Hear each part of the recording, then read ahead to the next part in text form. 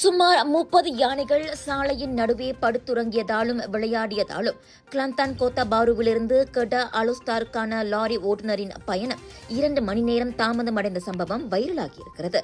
Mohammed Hisham Yasik எனும் 38 வயது ஆடவர் தனது டிக்டாக்கில் அந்த ருசிகர சம்பவத்தை பகிர்ந்துள்ளார். கடந்த வெள்ளிக்கிழமை விடியற்காலை 3 மணிக்கு தாசிக பண்டிங்கில் அந்த சம்பவம் நிகழ்ந்துள்ளது. லாரி ஓட்டுநராக அந்த சாலையை வாடிக்கையாக பயன்படுத்தும் தமக்கு காட்டு விலங்குகளை எதிர்கொள்வது புதிதல்ல என்றாலும் ஒரு பெரிய யானை கூட்டத்தையே நேரில் பார்த்தது இதுதான் முதல் அனுபவம் என அவர் கூறியிருக்கின்றார். அவர் பதிவேற்றிய 53 வினாடி வீடியோவில் ஒரு யானை அவ்வழியே வந்த காரை நெருங்குவதை காண முடிகிறது. காரின் விளக்கை அதன் ஓட்டுநர் அணைக்காமல் விட்டதே அதற்கு காரணம்.